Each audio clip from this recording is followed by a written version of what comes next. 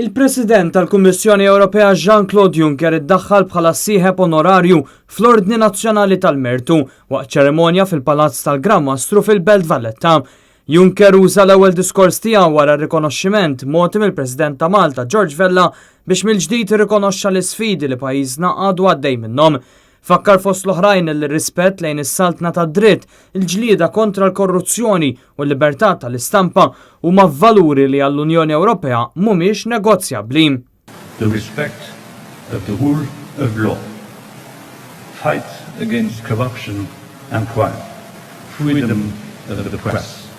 These are non-negotiable European values. Għallu koll li mhux ġust li Malta qed terfa' responsabilta' maġġuri tal-problema tal-immigrazzjoni u li hemm bżonn li l-Unjoni Ewropea ssib soluzzjoni sostenibbli.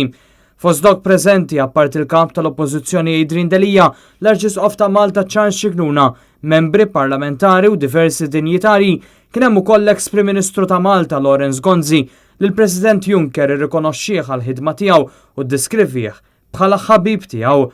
Fiċ-ċerimonja spikkaw ukoll mumenti li nislu bissima fuq wiċċ il-mistiedna fosthom meta Juncker malli ġie rikonoxxut dar lejn dawk preżenti u għajjat I got it sakemm finalment tagħlaq id-diskors tiegħu bil-kliem grazzi ħafna.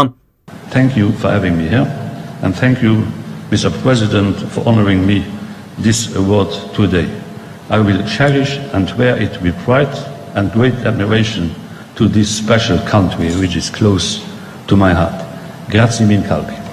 Anke d-diskors tal-President ta' Malta George Vella ffoka fuq l-immigrazzjoni u nnota li ħafna pajjiżi Ewropej mhux jaċċettaw li jerfgħu responsabilità. Għall-Unjoni Ewropea għandha l-opportunità li tqum għall-okkażjoni anke f'din il-kriżi. Il-President Vella fakkar li Juncker ħal presidenza tal-Kummissjoni Ewropea fi żmien ta' kriżi ekonomika u istituzzjonijiet dgħajfa fih dan l-Unjoni Ewropea imma dawwar din is-sitwazzjoni. Qal li kien minħabba dan u minħabba l-ħidma tiegħu biex Malta toqrob aktar lejn l-Unjoni Ewropea illi ntgħażel għal dan ir-rikonoxximent minn pajjiżna.